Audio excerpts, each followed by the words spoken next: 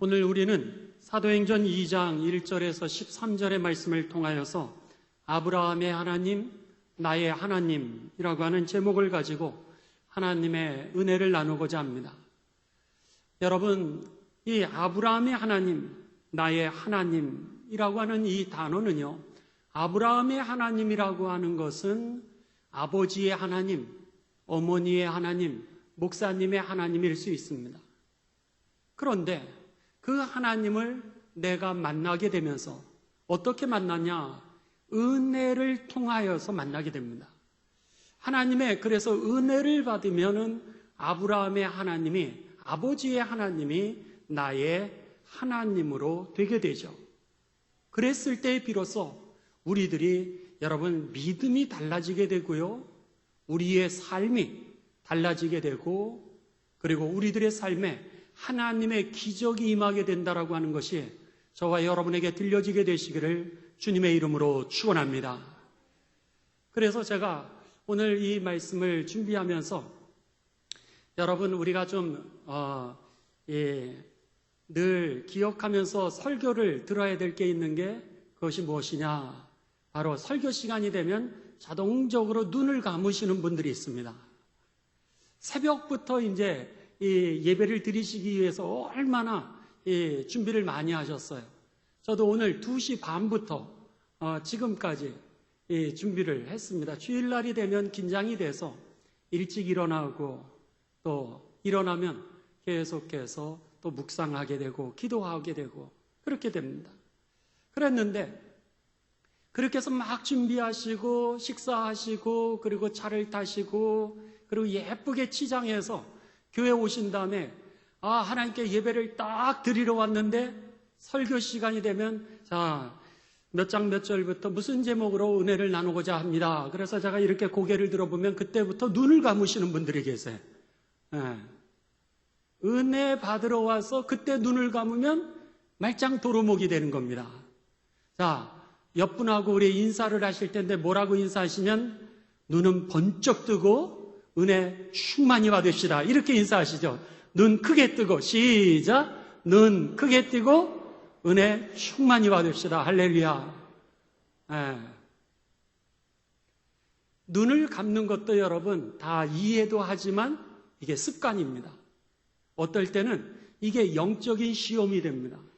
그래서는 다른 때는 잠이 안 오고 졸음도 안 오는데 설교를 시작하면 희한하게 잠이 오는 분들이 있으세요. 물론 하나님이 사랑하는 사람에게는 잠을 주십니다. 그렇지만은 습관적인 거는 어떨 때는 마귀의 영적인 시험이 될 수 있다라고 하는 거예요. 제가 2주간에 이제 우리 목회자 진급 과정에 계시는 전도사님들, 이번에 목사 안수를 받으시는 분들 교육이 있었습니다. 서울남년회에서 이제 교육이 있었는데 몇 분 안 되시죠. 이렇게 코로나 때문에 모일 수 없고 공식적인 이제 모임이었으니까는 그렇게 모였습니다. 그랬는데 이분들은 시험을 쳐야 되는 분들입니다. 시험을 쳐야 되는 분들인데 교육을 시작하려고 그러니까 눈을 감으시는 거예요. 아니 배워야 되는데 배워서 시험을 쳐야 되는데 눈을 감으니까는 강사님이 거기 전도사님 눈 뜨세요 그러시는 거예요. 거기 전도사님 어떻게 시험 치려고 공부 시간에 눈을 감냐고. 이제 그렇게 하면서 한번 웃고 예배를 시작했습니다. 공부를 시작했습니다. 그런 겁니다. 오늘 우리가 여러분 은혜를 받아야 살아나게 될 줄을 믿습니다. 그렇지 않으면은요, 우리가 은혜 아니면 이라고 하는 그런 찬양이 있죠. 어둠 속 헤매이던 내 영혼, 또 갈 길을 몰라 방황할 때 은혜 아니면 나 서지 못하리. 그런 겁니다. 어둠에 헤매일 때에 은혜 아니면 쓸 수 없고 내게 방황이 올 때에 오늘 하나님이 내게 빛을 비추어 주시지 않으면 갈 길을 잃게 되어 있다라고 하는 겁니다. 그래서 이 찬양의 후렴부는 이렇게 되어 있습니다. 은혜 아니면 나 서지 못하네. 십자가의 그 능력이 아니면 나 서지 못하네. 놀라운 하나님의 사랑이 아니면 나 서지 못하네. 나의 노력, 나의 의지로 나 서지 못하네. 오직 하나님의 은혜 아니며. 여러분, 이 고백이 저와 여러분의 일생의 간증이 되시기를 주님의 이름으로 축원합니다. 은혜 아니면 살 수 없었다라고 하는 것이 우리들에게 간증이 되지 않으면요, 오늘 복음을 전할 수 있는 능력도 잃어버리게 되고 다른 사람이 나를 통하여 구원을 받지도 못하게 되고요. 그리고 더더욱이 내 고백이 없으면 절대로 제자로 일어설 수가 없다라고 하는 겁니다. 그리고 또 하나님의 기적이 우리들을 통하여서 일어나지 못하게 되는 겁니다. 그렇기 때문에 여러분, 은혜를 받아야 되는데 이 은혜라고 하는 단어는요, 하나님이 우리들에게 주시는 하늘의 신령한 선물입니다. 그러니까 하늘의 신령한 선물을 우리가 받으면요, 오늘 아버지의 하나님이 나의 하나님이 되어지게 되면서 그때부터 내 믿음이 달라지기를 시작합니다. 믿음이 달라지게 되면 내 삶이 달라지게 되는 것이죠. 어떻게 달라지게 되느냐? 하나님이 나와 함께 계시다라고 하는 게 확신이 되는 거예요. 하나님께서 나에게 약속하신 것을 반드시 이루신다라고 하는 그 믿음이 생기니까 오늘 어떠한 상황과 조건 속에서도 내가 십자가의 길을, 믿음의 길을, 이 영광의 길을 걸어갈 수 있게 되는 것이죠. 어떤 일이 있어도 하나님이 함께 하시고 역사하신다는 오늘 성가대의 찬양처럼 정말 지나온 모든 날들 내가 돌아보니 그 어느 것 하나 하나님의 손길이 미치지 않은 것이 없다라고 하는 것을 경험하고 나니까 내가 어려움이 있을 때 하나님 앞에 기도하게 되고요. 그리고 환난이 온다 할지라도 강하고 담대하게 되고요. 이 역사가 어디로 갈 건가? 하나님이 이 역사를 주관하신다라고 하는 믿음이 있으니까 오늘 흔들림이 없다라고 하는 것이죠. 그렇기 때문에 오늘 아브라함의 하나님이 나의 하나님이 되는 사건은 무척 중요한 것인데 그 사건은 이 하늘에서부터 우리들에게 나리워 주시는 그 신령한 선물, 은혜를 받을 때 임하게 된다라고 하는 것입니다. 왜 살아가면서 슬픈 일이 없겠습니까? 왜 살아가면서 실망할 일이 없겠습니까? 왜 살아가면서 우리에게 상처가 없겠습니까? 다 눈물도 있고 슬픔도 있고 실망도 있고 상처도 있죠. 그런데 그 속에서 오늘 내가 다시 일어날 수 있는 능력, 그리고 새 출발할 수 있는 능력, 내가 감당할 수 있는 그 능력은 하나님의 은혜를 받을 때 바로 우리가 그렇게 담대하게 전진할 수 있게 된다고 하는 것입니다. 그렇기 때문에 여러분 은혜 받으시기를 주님의 이름으로 축원합니다. 바로 오늘 본문 말씀이 그 말씀입니다. 사도행전 2장 1절에서 13절까지 봉독하셨는데요. 이제 예수님의 12제자가 은혜를 체험하게 된 겁니다. 오늘 본문 말씀에는 그 은혜를 어떻게 체험했는지를 성령 체험이라 이렇게 가르쳐주고 있습니다. 그러면서 그들의 삶의 방향이 달라지게 되고요.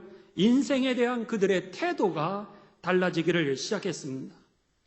예수님을 이제 저들이 따라다녔지만은 그 예수님께서 십자가에 달려 돌아가시는 모습을 그들은 생생하게 다 보았습니다. 그러면서 그들은 슬픔, 실망, 그리고 좌절에 빠져 있었습니다. 그리고 나서 성경을 보면은 예수님의 제자는 다 각기 제 길로 갔다라 그랬습니다. 옛날의 삶의 모습으로 돌아간 것입니다. 그런데 그 이후에 부활하신 예수님을 그들이 만나게 되었습니다. 그러면서 그들의 삶이 달라지기 시작합니다. 첫째로 제자들이요, 모두 다 한 명도 빠짐없이 모두 다 예루살렘으로 돌아오게 됩니다. 예루살렘이라고 하는 것은 예수님을 십자가에 못 박아 죽였던 그 자리가 예루살렘이었습니다. 거기에서 베드로를 향하여서 너도 예수와 함께 있었던 자지, 이렇게 얘기했을 때 예수님처럼 나도 십자가에 죽임을 당할까 봐 두려워서 베드로가 3번이나 부인하고 저주까지 했던 자리가 바로 그 예루살렘이었습니다. 그런데 제자들이 예루살렘으로 돌아오게 된 것입니다. 두려운 자리임에도 불구하고 그들이 이 자리로 돌아오게 됩니다. 둘째는 예수님께서 여러 번 말씀하셨습니다. 내가 떠나간 이후에 하나님께서 약속하신 것처럼, 아버지가 약속하신 것처럼 너희에게 성령을 주리니 너희는 그 성령이 위로부터 임할 때까지 이곳에서 기다려라, 이렇게 말씀을 하셨습니다. 이미 요한복음에서 예수님이 살아계실 때 많이 말씀하셨죠. 그랬는데도 불구하고 제자들은 그 말씀을 믿지를 못했습니다.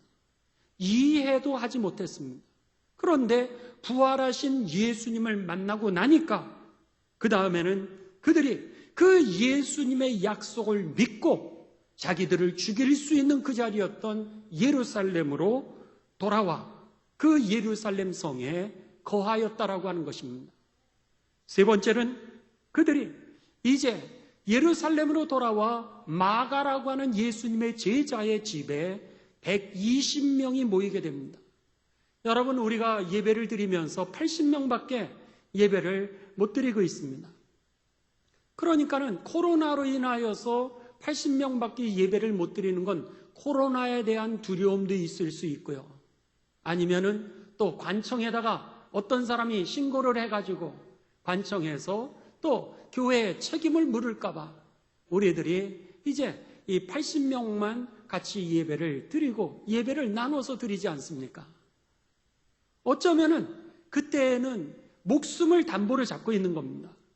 그러니까는 너 예수 믿는 자지? 이렇게 해서 다른 사람이 모이는 모습을 보면은 그냥 고발을 하든지 체포를 해가지고 감옥에 가두고 그리고 나서는 어쩌면 죽일 수도 있는 그런 상황인데 한 집에 120명이 모였다? 여러분, 그거는 목숨을 내놓고 있는 겁니다. 아니, 주변에 깔린 게 사람인데 120명이 모이는 걸 모르겠습니까? 다 알죠? 근데도 불구하고 그들은 어느 집으로, 마가라고 하는 제자의 집으로 120명이 모였다라고 하는 거죠. 그리고 나서 그들이 하나님 앞에 기도하기를 시작합니다. 네 번째는 오늘 본문입니다. 이들이 그곳에서 모여서 기도할 때 성령을 받게 되는 것이죠. 자, 사도행전 2장 1절에서 4절입니다. 오순절 날이 이미 이름에 그랬습니다. 여기에 오순절이라고 하는 것은 예수님께서 십자가에 달려 돌아가신 그 다음 날부터 시작해서 50일째 되는 날을 오순절이라 그랬습니다. 오순절 날이 이미 이름에 그들이 다 같이 한 곳에 모였더니 호련히 하늘로부터 급하고 강한 바람 같은 소리가 있어 그들이 앉은 온 집에 가득하며 마치 불의 혀처럼 갈라지는 것들이 그들에게 보여 각 사람 위에 하나씩 임하여 있더니 각각에게 성령의 불이 임하기를 시작합니다. 4절, 그들이 다 성령의 충만함을 받고 성령이 말하게 하심을 따라 다른 언어들로 말하기를 시작하니라. 이들이 뭐라고요? 성령을 받는데 이것을 우리는 다른 용어로 은혜를 체험하기를 시작합니다. 영적인 체험을 하기를 시작했던 거예요. 어쩌면 그들이 예수님을 따라갔을 때에는 이제 예수님에 대해서 그들이 알기를 시작했다면 부활하신 예수님을 만날 때는 그들이 성령의 은혜를 받기를 시작하는 겁니다. 그러면서 용기를 조금씩 갖기를 시작하는데 이 성령을 받기 시작하면서 이때부터 능력 세례를 받은 거죠. 여러분, 믿음이 이렇게 날마다 성장하게 되시기를 주님의 이름으로 축원합니다. 믿음은 자라나는 겁니다. 그래서는 은혜를 받으면 받을수록, 성령을 받으면 받을수록 우리가 믿음이 커지게 되고요, 넓어지고 그리고 능력을 얻게 되는 것이죠. 어떨 때는 우리가 여호와 이레의 하나님을 경험하게 됩니다. 여호와의 이레라고 하는 단어는 하나님이 나를 위하여 예비해 놓으셨다라고 하는 체험이었습니다. 그런데 어떨 때는 갑자기 엘샤다이, 전능하신 하나님이라고 하는 것을 그들이 경험하게 되는 겁니다. 믿음이 커진 거요. 여호와의 이레의 하나님만을 내가 믿고 있었는데 그 다음에는 엘샤다이, 하나님은 전능하신 분이라고 하는 것을 경험하게 되는 거예요. 어느 날 갑자기 여호와 라파라고 하는 단어는 치료라고 하는 단어입니다. 그런데 어느 날 보니까 전능하신 하나님이실 뿐만 아니라 구체적으로 나를 치료하시는 하나님, 이것을 체험하게 된 거예요. 그러니까 맨 처음에는 하나님이 나를 위하여 예비하신 하나님 정도로만 알았는데 나중에는 알고 봤더니 하나님은 전능하실 뿐만 아니라 나를 치료하시는 하나님의 삶의 주인이라고 하는 것을 깨닫게 되면서 다른 사람한테 간증을 하는데 하나님은요, 당신의 길을 예비해 놓으셨어요. 당신의 자녀들의 앞길 하나님이 책임지실 거예요. 당신 그 일, 당신은 알 수 없었지만은 하나님이 하십니다. 이렇게 믿음의 간증이 달라지게 되고요. 당신의 그 병, 주님 앞에 기도해요. 주님이 당신을 치유하실 것입니다. 이렇게 달라지는 겁니다. 믿음이 성장하게 되실 주님의 이름으로 축원합니다. 은혜를 받으면, 성령을 받으면 우리가 자꾸자꾸 믿음이 성장하고 넓어지고 커지게 되는 겁니다. 지금 제자들이 예수님을 부인을 했는데 부활하신 예수님을 만나 담대함을 얻어서 그곳에 모이기를 시작했는데 그들에게 약속대로 성령이 임하게 되니까 각국의 언어로 저들이 방언으로 복음을 전하기를 시작했다라고 하는 겁니다. 그런데 더 중요한 것은 복음을 전하기를 시작하는데 그 복음의 핵심 내용이 무엇이었냐면 사도행전 2장 21절이었습니다. 자, 여러분들 줄도 치시고요. 또 함께 봉독하도록 하겠습니다. 자, 다 같이 봉독하십니다. 시작. 누구든지 주의 이름을 부르는 자는 뭐하리라? 구원을 받으리라 하였느니라. 누구든지 주의 이름을 부르는 자는 구원을 받으리라. 이 메시지가 저들의 복음을 전하는 핵심 메시지였던 겁니다. 그 다음부터 일어나는 사도행전의 모든 메시지는 다 여기에 이 내용으로 결론이 되어져 있습니다. 누구든지 주의 이름을 부르는 자는 구원을 얻으리라. 그전에는 어떻게 됐어요? 예수님과 함께 있었지. 그랬을 때는 부인을 하고 도망갔던 사람들인데 이제는 목숨을 걸고 주 예수를 부르라는 거예요. 그러면 당신도 구원을 우리처럼 얻게 될 거라는 거예요. 이제는 확신이 쓴 겁니다. 이제는 복음에 대한 자신이 생겼던 것이죠. 바로 이 용기가 여러분 우리들의 믿음의 내용이 되어야 될 줄 믿습니다. 그러면서 사도행전 2장 32절에 이제 그 예수님이 누구신지를 풀어서 그들이 설명하기를 시작합니다. 32절. 이 예수를 하나님이 살리신지라. 예수를 하나님이 살리신지라. 이 말이 뭐죠? 예수님이 살아나셨습니다. 이 얘기예요. 예수님이 부활하셨습니다.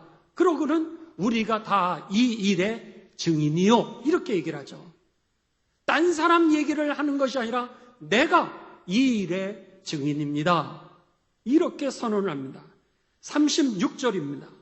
그런즉 이스라엘 온 집은 확실히 알지니 너희가 십자가에 못 박은 이 예수를 하나님이 주와 그리스도가 되게 하셨느니라 그랬습니다. 너희가 이것을 확실히 알아야 되는 것이 있는데 그것은 무엇이냐면 우리가 그토록 기다리던 메시아가 우리를 구원하시기 위하여서 그렇게 기다리던 메시아가 바로 이분 예수 그리스도라는 거예요. 이것을 그가 증언합니다. 또 38절입니다. 2장 38절. 베드로가 이르되 너희가 회개하여 각각 예수 그리스도의 이름으로 세례를 받고 죄 사함을 받으라. 그리하면 성령의 선물을 받으리라 그랬습니다. 뭐라 그래요? 여러분 돌이키십시오 그런 거예요. 여러분 회개하십시오. 그리고 세례를 받으십시오. 그러면 여러분의 모든 죄를 하나님께서 사하여 주실 것이요. 그리고 여러분도 우리처럼 성령을 체험하게 될 것입니다. 이렇게 간증하고 있는 겁니다.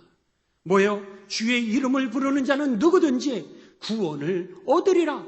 이 핵심적인 메시지에 내가 그 증인이니 한번 믿어보십시오. 절대로 후회하지 않을 것입니다. 이 말을 하는 거예요. 제가 이제 유치장 선교를 7년을 했습니다. 그랬는데 그 유치장 선교에서 이제 찬양하고 기도하고 말씀을 나누고 그들과 함께 간식도 나누고 그리고 상담을 했습니다. 기도하기를 원하는 사람들 같이 기도해주고 치유받기를 원하시는 분들 같이 치유기도 하고. 그런데 그 모든 유치장 안에서 이루어지는 그 예배의 핵심의 메시지는 뭐였냐면 그 안에는 스님도 계셨고요. 그 안에는 여러분 이제 데모를 하다가 잡혀온 목사님들도 계셨고 그리고 거기에는 뭐 여러 분들이 계셨죠. 종교를 떠나서 제가 전했던 메시지는 딱 하나였습니다. 여러분 예수님을 믿어보십시오. 절대로 후회하지 않으실 것입니다. 여러분 한번 기도해 보십시오. 하나님이 응답해 주시는지 안 하시는지. 여기에 억울한 분 있지 않습니까? 여러분들의 재판이 이제 어떻게 결론이 날지 억울하기도 하고 여러분 두려운 분 있습니까? 기도해 보십시오. 정말로 당신의 기도를 하나님이 응답해 주시는지 아닌지 한번 기도해 보라는 거예요. 제가 그게 결론입니다. 지금 제자들이 그러는 거예요. 누구든지 예수님의 이름을 한번 불러보라는 거예요. 그랬을 때 당신의 죄가 사해지는지 아니 구원을 받게 되는지 하나님의 역사가 일어나는지 한번 불러보라는 거예요. 남 얘기 아브라함의 하나님에 대해서 밤낮 그렇게 살지 말고 은혜 받고 나의 하나님으로 제대로 한번 예배도 드려보고 제대로 한번 기도해 보라는 거예요. 여러분 오늘 우리는 이 말씀을 통하여서 하나 짚고 넘어가야 될 게 있습니다. 우리가 간증을 하지 못하는 이유가 어디 있을까요? 우리의 가족에게 내가 분명히 봤는데, 내가 분명히 꿈을 꿨는데, 내가 분명히 기도해서 응답을 받았는데, 그런데도 불구하고 우리가 다른 사람에게 간증하지 못하는 이유가 어디 있겠냐라고 하는 겁니다. 아마 여러 가지 이유가 있을 겁니다. 첫째는 이게 정말일까? 이게 꿈인지 아니면 생시인지, 이게 정말 계시인지 아니면 이게 개꿈인지. 첫 번째는 확신이 없어서 우리가 다른 사람에게 간증 못할 수도 있고요. 두 번째는 내가 간증을 했다가 자랑이 될까 봐 그냥 나중에 저 사람도 체험하면 알겠지, 그래서 안 할 수도 있고요. 세 번째 간증을 하지 않는 이유는 내가 그 얘기를 했다가 너 왜 그렇게까지 믿어? 좀 이성적으로 좀 믿어라. 사람들이 누군가 손가락질을 할까 봐 그게 무서워서 여러분 우리가 간증 안 할 수도 있습니다. 그런데 왜 본 것을 봤다고 하지 못하는 겁니까? 왜 일어난 사건을 이랬다라고 여러분 그 사실을 얘기하지 못하는 겁니까? 그것은요, 여러분 아브라함의 하나님이 나의 하나님의 사건으로 되어지지 않았기 때문에 이 핑계대고 저 핑계대서 우리가 하지 않는 용기가 없는 거예요.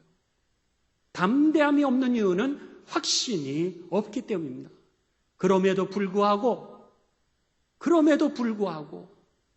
주님이 일하셨어. 이렇게 되시기를 주님의 이름으로 축복합니다.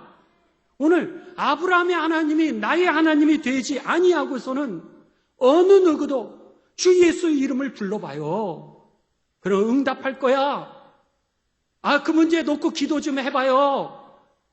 주님이 응답하실 거야. 해결하실 거야. 당신 그 병 기도해봐. 하나님이 치료해 주실 거야. 여러분 오늘 그 이야기를 왜 못하는 겁니까? 믿음은 커져야 되고 넓어져야 되고 능력이 있어야 되는데 커지고 넓어지고 능력은 바로 은혜를 받을 때마다 커지고 넓어지고 능력이 나타나게 되는 것이죠. 그러기에 은혜 받아야 사는 겁니다. 은혜 받아야 하나님의 역사가 되어지는 것이죠. 이 베드로와 제자들이 성령을 충만하게 체험합니다. 그런데 이들이 유대인들이 죽인 예수님을 갖다가 자꾸 전하니까 살아났다 그러니까 그분을 믿으면 구원을 받는다 그러니까 유대인들이 싫어했습니다. 그래서는 이 예수님의 제자들을 감옥에 가두었어요. 그리고 나서 이제 재판 날짜가 되었습니다. 재판 날짜가 되어서 그들을 사람들 앞에 그리고 거기에 그들의 목숨을 담보로 잡고 있는 대제사장, 서기관, 그리고 사두개인들, 군인들 거기에 쫙 둘러서서 신문을 하는 겁니다. 그리고 나서 뭐라 그러냐면 너희들 다시는 예수에 대해서 전하지 마라. 이렇게 경고를 했습니다. 그렇지 않으면 죽으리라. 이 말 아니겠어요? 그랬을 때 베드로와 요한이 사도행전 4장 18절에서 21절에 보면 이렇게 얘기합니다. 그들을 불러 경고하여 도무지 예수의 이름으로 말하지도 말고 가르치지도 말라 하니 베드로와 요한이 대답하여 이르되 하나님 앞에서 너희의 말을 듣는 것이 하나님의 말씀을 듣는 것보다 옳은가 판단하라. 그러면서 20절에 이렇게 얘기를 하죠. 우리는 보고 들은 것을 말하지 아니할 수 없느니라. 우리가 보고 우리가 들은 것을 말하지 않을 수 없다는 거예요. 이 용기가 어디서 나온 거예요? 오늘 그들이 은혜를 받으니까 죽으면 죽으리라. 이 믿음의 용기가 저들에게 나왔던 거죠. 그러니 21절 관리들이 백성들 때문에 그들을 어떻게 처벌할지 방법을 찾지 못하고 다시 위협하여 놓아주었으니 이는 모든 사람이 그 된 일을 보고 하나님께 영광을 돌림이라. 할렐루야. 그때서야 비로소 사람들이 어떻게 되는 거예요? 하나님께 영광을 함께 돌리기를 시작했다라고 하는 것이죠. 그렇습니다. 여러분, 우리가 은혜 받아야 다른 사람의 제자도 일어나게 되는 것이고요. 우리가 은혜를 받아야 다른 사람이 예수님도 믿게 되어지는 것이고요. 우리가 은혜를 받아야 하나님의 기적이 우리의 기적이 되는 것이죠. 하나님의 역사가 임하지 않으면은 여러분 우리가 나 혼자 서지 못하리 이 찬양의 가사처럼 나 혼자 이 어두운 길을 헤쳐나갈 수도 없고요. 감당할 수도 없다라고 하는 겁니다. 우리가 이제 여러분 그 예수님의 제자들이 그렇게 12제자가 다 변했습니다. 그래서 모두 다 예수 믿으면 너희 죽을 거야 라고 했지만은 그들이 여러분 매 맞고 돌 맞는데도 불구하고 그들이 복음을 끝까지 전하여서 다 순교하지 않았습니까? 그런데 예수님의 제자들뿐만이 아니라 우리 교회의 역사에 보면은 선교의 아버지라고 불리우는 윌리엄 캐리라고 하는 사람이 있습니다. 이 윌리엄 캐리라고 하는 사람은 사실은 아주 가난했던 구두 수성공이었습니다. 그런데 그가 현대 선교의 아버지로 세계의 선교의 길을 여는 그런 아버지가 됩니다. 그는 1761년에 이제 영국의 그 도시에서도 아주 멀리 떨어져 있고요. 그리고 마을도 굉장히 작았습니다. 여러분들 제가 신방에 보면 목사님 우리가 살고 있는 지역은 몇 호도 없었고요. 그런데다가 교회도 하나도 없었어요. 근데 다른 마을을 보니까 그 교회가 들어왔는데 그 교회가 들어온 마을이 복받는 모습을 보면서 우리 마을에도 교회가 들어오면 좋겠습니다 라고 이렇게 생각을 했다라고 그렇게 얘기하시는 분도 있고요. 너무너무 이 산골과 같은 곳이 우리들이 살았던 마을이라고 얘기하시는 분들이 계세요. 근데 윌리엄 캐리가 태어난 것이 800명밖에 살지 않는 그런 마을이었습니다. 그러니까 아주 자그마한 마을이었죠. 근데 그 아버지와 어머니는요, 이제 이 배틀을 돌려서 옷을 만드는 직조공이었습니다. 그러다 보니까 이것을 가지고 먹고 살아야 되는데 이것도 숫자가 얼마 없으니까는, 그러니까 가난해서 늘 아침부터 밤까지 일을 해야 돼서 윌리엄 캐리를 갖다가 돌아봐 줄 수가 없었습니다. 결국 윌리엄 캐리는 누구 밑에서 자라나게 되면 할머니의 손에서 키움을 당하면서 자라게 됩니다. 그런데 6세가 되었을 때에는 할머니마저도, 그나마 자기를 사랑해줬던 할머니마저도 돌아가십니다. 그는 공부를 잘했습니다. 명석해서 이제 책도 좋아하고, 그래서 책을 많이 읽었는데 그 마을에 책이 얼마나 있겠습니까? 그러니까 별로 없었어요. 그럼에도 불구하고 그가 학교에서 공부를 잘했는데, 중학교를 가려고 그러니까 그 어머니 아버지가 너에게 학비를 대줄 돈이 없다는 거예요. 그러니 너는 우리 집에 우리들처럼 이렇게 구두를 갖다가 수선을 해서 먹고 사는 일을, 기술을 배우라고 그렇게 그에게 권면을 하게 됩니다. 결국 그는 진학을 포기하게 되죠. 결국 그는 일생 동안 초등학교만 졸업하게 됩니다. 그러니 여러분 한번 생각해 보십시오. 가난 속에서 자라나는데 그 부모 손에서 자라나는 것도 아니고 그냥 부모님은 할 수 없이 나가 일하고, 그리고 할머니 손에서만 키움을 받는 자녀. 그 심리학자는 뭐라 그래요? 부모님의 손에서 자라나지 않은 자녀들이 성격이 이상해질 수 있다라고 그렇게 얘기하지 않습니까? 또 내가 중학교를 가고 싶은데 돈이 없어. 내가 너 중학교 보낼 수가 없어. 예를 들면 제가 대학 가고 싶은데요, 우리 집에 너에게 돈 대줄 거 없다. 그러니 너 나가서 직장 나가라. 그렇게 생각하면 여러분, 내가 돈이 없어서 공부를 하고 싶었는데 못해서 내가 직장을 다녔다고 생각을 해보십시오. 그 마음에 얼마나 큰 상처가 되겠습니까? 유학 좀 보내주세요. 공부하고 싶어요. 꿈은 큰데 우리가 돈이 없어. 너 유학을 보낼 수 없어. 그 얘기를 들었을 때에 그 자녀의 마음에 여러분 얼마나 상처로 남겠습니까? 부모도 상처지만은 어쩌면 자녀도 상처일 수 있습니다. 이랬든 저랬든 우리들은 이 사회학적으로 본다면, 심리학적으로 본다면은 그는 부모에게서 키움을 받지 못했으니까 성격도 나빠질 수 있었고요. 그리고 자기가 원하던 중학교조차도 돈이 없어서 일터로 나가야지만 했던 그의 삶을 보면은 부모님의 가난에 대해서 얼마든지 원망을 하면서 살 수 있는 그런 삶이었죠. 그랬는데 이 윌리엄 캐리가 이제 이 중학교를 못 가고, 그리고 나서는 구두를 갖다가 수선하는 것을 배우게 됩니다. 견습공으로 이제 배우고 있는데 그가 친구를 한 명 만나게 됩니다. 근데 거기에 교회를 다니는 친구였어요. 그 친구가 이 윌리엄 캐리에게 우리 교회 가자. 예수님을 믿어야 구원을 받아. 그 친구가 그러는 거예요. 그랬더니 윌리엄 캐리가 무슨 소리야? 그 당시에 영국은 국교회, 성공회를 믿고 있었습니다.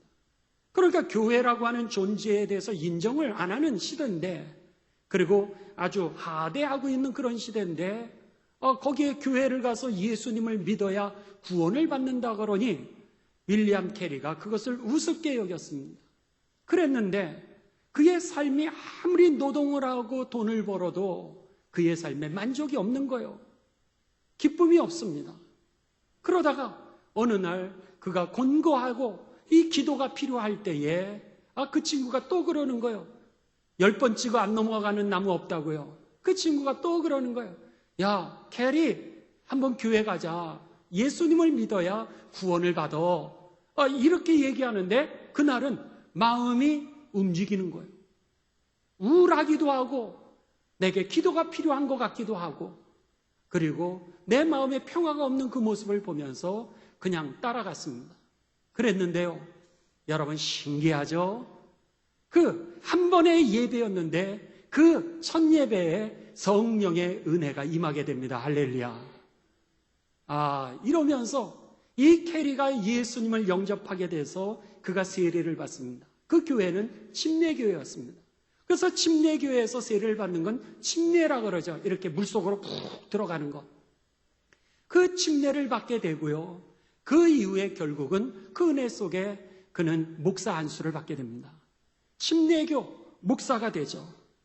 그것이 19살이었습니다. 19살에 예수님을 영접하게 되면서 이제 그가 목회자가 됐습니다. 그리고 나서는 그 영국 침례교회에 있어서 역사상, 개신교 역사상 선교회라고 하는 걸 처음으로 그가 조직하게 되고요. 그리고 침례교 선교회 BMS라고 하는 단체를 처음으로 세계에서 만들고, 그리고 거기에서 그가 파송을 인도로 받게 됩니다. 그 당시에 인도는요, 아주 못 사는 나라였습니다. 그리고 어려운 나라였고, 더러운 나라였고, 그리고 날씨는 무척 42도 이상을 계속해서 올라가는 그런 지방이었습니다. 그런데 그곳에 그가 자원해서 선교사로 가게 됩니다. 근데 그의 삶 가운데 어려움이 왔습니다. 그렇게 하나님에게 헌신을 했음에도 불구하고 그의 5살 난 아들이 이제 그 열병에 걸려서 거기에서 하늘나라로 부름을 받게 되고요.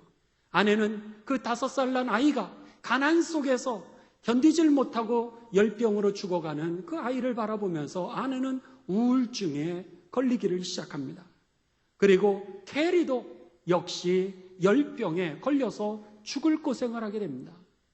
아내, 그리고 자녀, 내 육신마저도 그렇게 어려운 가운데 거하는데 거기에 그래도 복음을 전하기 위해서 갔지 않았습니까? 그랬는데 7년 동안 한 명도 예수님을 영접하지 못하는 거예요. 왜냐하면은 그들이 이제 힌두교라고 하는 제도, 카스트라고 하는 제도 안에 있는데 이 카스트 제도 속에서 그들이 예수님에 대해서는 들었지만 이제 침례를 받게 되면은 가정에서 내쫓기는 거예요. 가문에서 내쫓기는 거예요. 사회적으로 차별을 받게 되는 거예요. 그게 무서우니까 예수님에 대해서는 들었지만 그가 아무도 7년 동안 한 명도 이 세례를 받는 사람은 없었던 겁니다. 그러면서 선교가 지지부진하니 가정의 문제, 나의 건강의 문제, 그리고 선교의 문제까지 엎치고 겹치게 된 겁니다. 그런 속에서 너무너무 괴로웠던 것이죠. 근데요, 신기하죠. 그런 마음의 근심, 염려, 아픔, 괴로움, 실망. 근데 그때마다 그가 어떻게 선교의 아버지가 되었냐면 그때마다 그가 좌절하지 않고 그리고 옛날로 돌아가지 않고요. 엎드려 하나님 앞에 기도합니다. 그랬는데 하나님이 엎드려 기도할 때마다 좋은 사람을 붙여주셨고요. 그리고 하나님이 응답을 해주시는 거예요.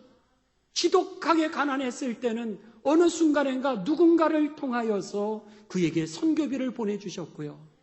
그가 너무나도 힘들었을 때에는 동역자를 다른 선교사님이 영국에서부터 와서 그를 도와줬던 거예요. 알고 온 것도 아니에요. 그런데 그 시간, 그 시점에 그냥 세상의 시간이 아니라 카이로스라고 하는 하나님의 시간과 하나님의 때를 주시면서 하나님이 그를 갖다가 붙들어 주시기를 시작하는 거예요.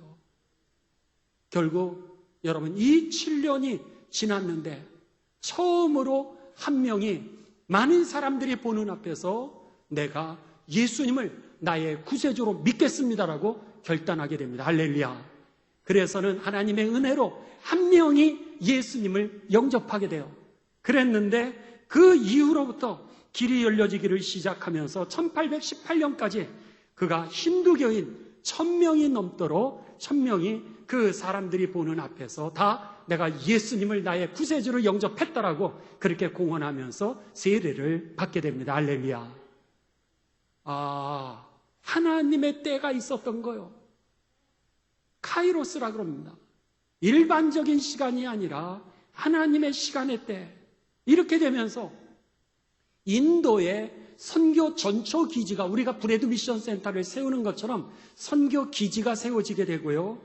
그리고 더 나아가서 이제 그곳에서 인도의 겐지스강 그 여신이었던 칼리라고 하는 여신을 숭배하면서 그 제단을 쌓고 거기다가 애를 갖다가 어린아이를 갖다가 그냥 불에 태워가지고 이 겐지스강의 여신에게 그 불살라 죽였습니다. 그랬는데 그 모습을 보면서 이것은 살인이요, 하나님이 원하지 않는 일이라고 그가 운동을 하게 되면서 결국 법적으로 그곳에서 어린아이 인신제사를 드리지 못하도록 법으로 여러분 막아버렸고요. 그 공식적으로 국가에서 선포하게 됩니다. 이것은 살인이니 다시는 켈리라고 하는 여신을 섬기면서 이제 이 어린이 제사를 못 드리게 했습니다. 그리고 사티라고 하는 제도가 있습니다. 이 제도는 뭐냐면 남편이 죽으면은 부인을 갖다가 같이 화장을 시키는 겁니다. 살아있는 부인을 갖다가 같이 화장을 시키는 제도였어요.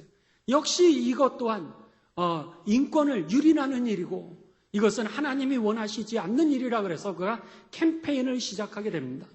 결국 그렇게 되면서 1829년에 이 사티라고 하는 제도가 그 인도라고 하는 사회에서 사라지게 만듭니다. 할렐루야.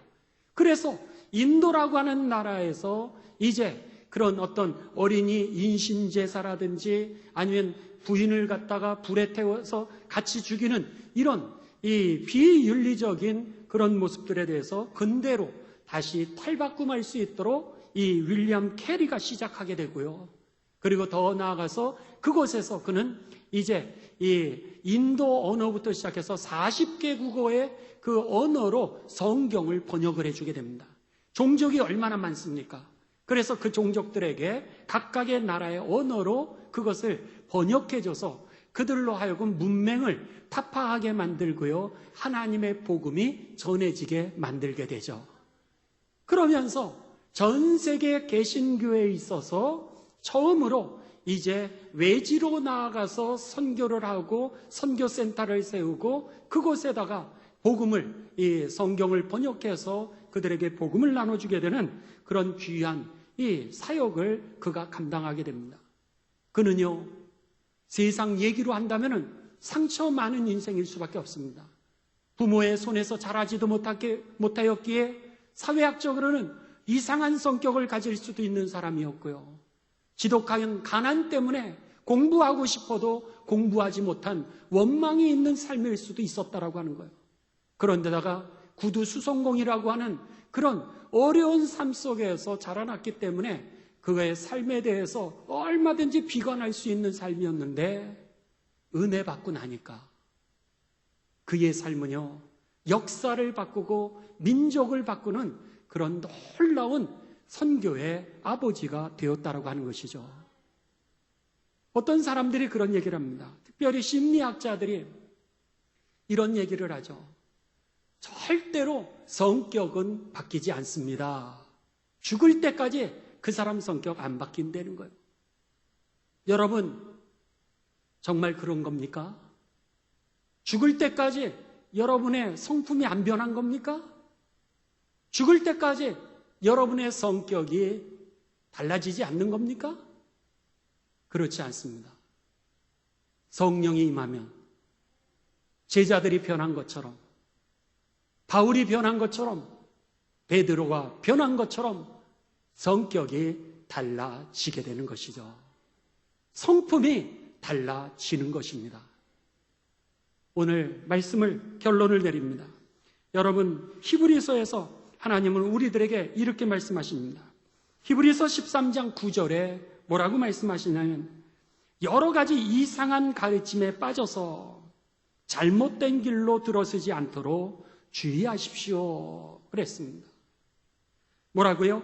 여러 가지 이상한 가르침에 빠져서 잘못된 길로 들어서지 않도록 주의하십시오. 그러면서 뭐라 그래요? 하나님의 은혜로 무엇을 강하게 한다고요? 마음을 강하게 한다는 거예요.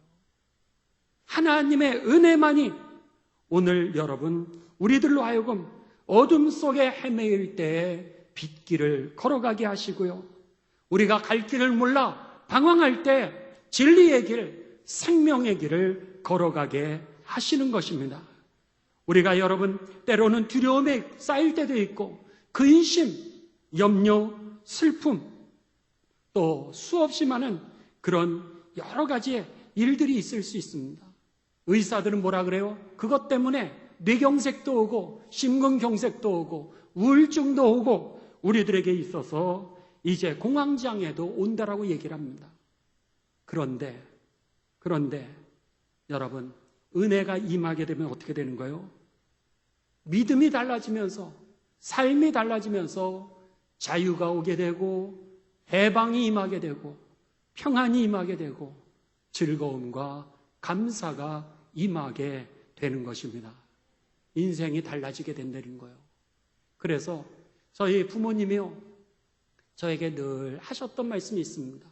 아버지가 소천하시기 전에도 그랬고, 지금도 어머님이 설이라든지 추석이 되면 늘 하시는 말씀이 뭐예요? 장 목사, 목사가 은혜 받아야 돼. 그렇게 얘기했어요. 목사가 은혜 받아야 교인들이 은혜 받는 거야. 목사가 능력이 있어야 교인들이 능력이 임하게 된다는 거예요. 여러분, 어찌 이것은 저희 부모님이 저희들에게 말씀하시는 그런 목사에게만 관계가 되어 있겠습니까? 여러분이 은혜 받아야 여러분의 가정이 은혜를 받게 되는 겁니다. 여러분이 능력을 받아야 여러분의 가정의 자녀들이 능력을 받게 되는 것이죠. 우리가 은혜 받고 우리가 능력을 받을 때 우리들의 세상에 많은 영혼들이 주께 돌아오게 되는 것이요, 저들의 삶이 제자의 삶으로 결단하게 되는 것이고, 그리고 병자가 일어나게 되는 하나님의 역사가 나의 역사가 될 줄을 믿습니다. 은혜만이 살 길이요, 은혜가 여러분 오늘 우리들의 삶을 승리케 한다라고 하는 것을 기억하시면서 은혜 받으시기를 주님의 이름으로 축원합니다.